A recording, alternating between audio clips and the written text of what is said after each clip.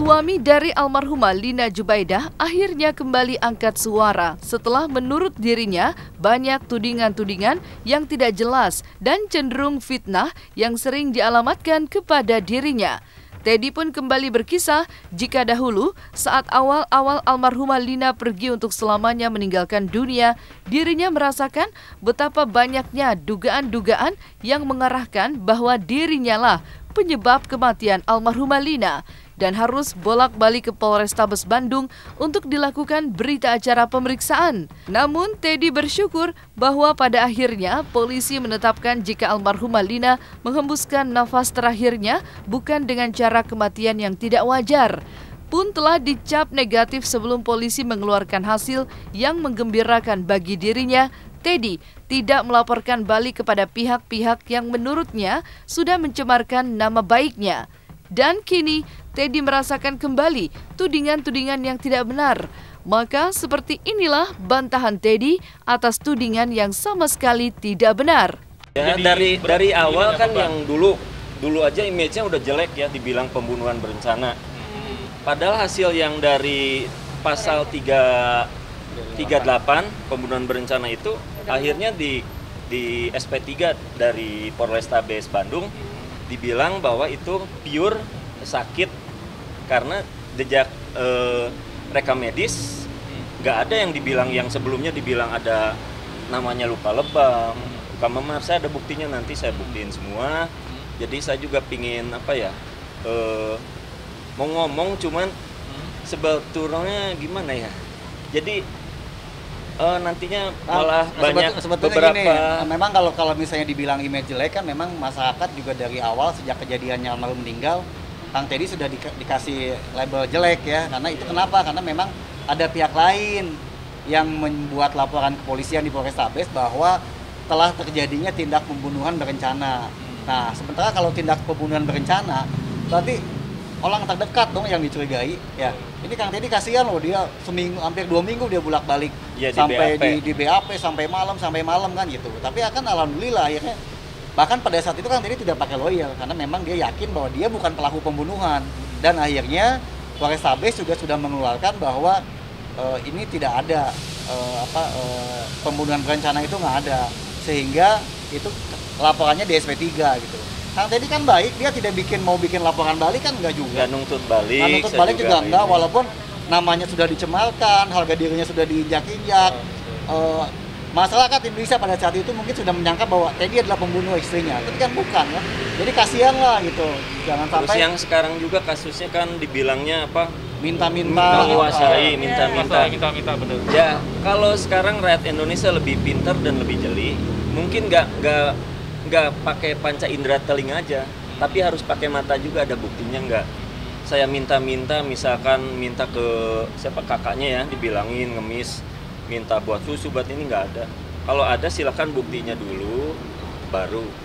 Sekarang kan nggak ada buktinya, baru berita hoax gitu atau ya berita simpang siur. Makanya mudah-mudahan sekarang media bisa ngebuka, karena saya lihat dari beberapa konten yang emang ajas manfaat dari YouTuber bikin clickbait, judulnya serem-serem lah.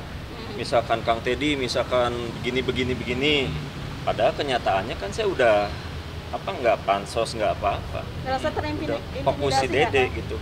Merasa terintimidasi nggak sih oleh beberapa? Ya kalau saya mikir ya mungkin dibilang kalau ini mengiparatan dosa lah, biarin lah. Berarti Allah lagi memuliakan kita, udah gitu aja. Cuman saran buat netizen, saya juga nggak marah sebetulnya, karena netizen nggak tahu yang sebenarnya gitu. Harus lebih pinter memfilter lagi dari berita-berita yang emang di luar, yang emang simpang siur, karena yaitu ngotoran hati cek agi mah. Jadi fitnatul walqot, fitnah lebih kejam dari ngabunuh. Tak eta nu ngabarunuh teh.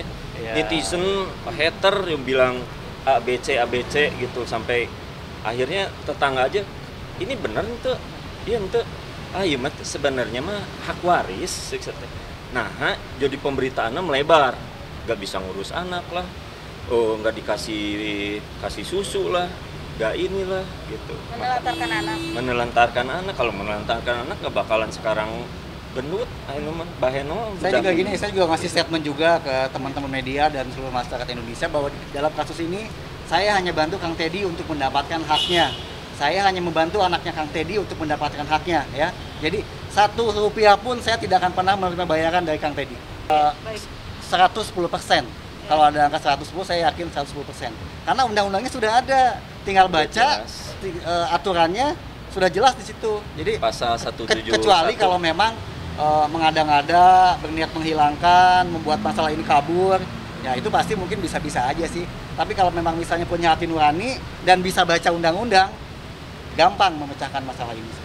Pak Faris dari miskin.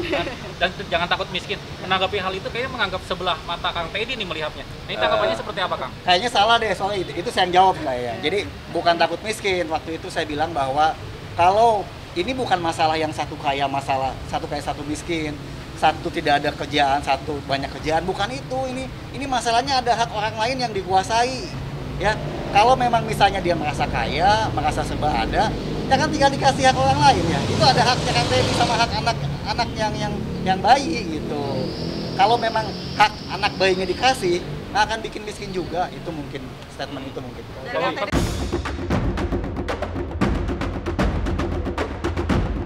Tudingan demi tudingan yang sangat menyakitkan hati sangat dirasakan oleh Teddy. Salah satu yang menyakitkan hatinya adalah dirinya dituding tidak membesarkan dan mengasuh Bintang dengan baik. Selain itu juga Teddy mendengar jika dirinya dikatakan suka meminta-minta. Bagi Teddy, dirinya memiliki prinsip untuk tidak pernah meminta-minta untuk memenuhi kebutuhan dirinya.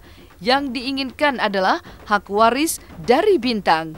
Maka ketika Teddy yang dituding terus-menerus yang menurut dirinya sangat menyakitkan hatinya, kali ini Teddy pun menjawab bahwa dirinya dikabarkan telah menikah kembali secara siri.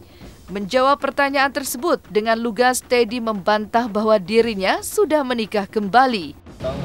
Kalau itu saya nggak tahu ya, soalnya saya juga ada bukti transferan suka ngasih ke Pak Ecet, bukti transferan beli online susu juga ada, sebetulnya ada semua. Jadi yang diberitakan mungkin sekarang Aiki sama Teh Putri support adiknya, ya alhamdulillah. Kata saya mah ya alhamdulillah, itu emang udah berarti bentuk kasih sayang mereka. Tapi kalau diberita misalkan saya merengek minta ke anak-anak atau ke Teh Putri, sampai sekarang pun saya berani bukti sekarang print out aja dari bukti rekening atau transferan. Kalau emang ada saya pernah minta, silahkan pembuktiannya gitu. Saya nggak pernah minta ke anak-anak, nggak pernah merengek, nggak ada. Memang terakhir Teh Putri yang ngirim susu untuk Bintang tuh kapan ya? Kalau kirim susu nggak tahu juga ya. Soalnya pas kemarin COVID itu emang semua kan dari Jakarta PSBB nggak bisa ke Bandung, jadi ya. Oh, jadi tanpa ada minta sama Kang Teddy, mereka yang sendiri yang mengirim gitu? Ya kalau itu udah Teh Putri mah banyak ngasih baju, sepatu, ya alhamdulillah sih.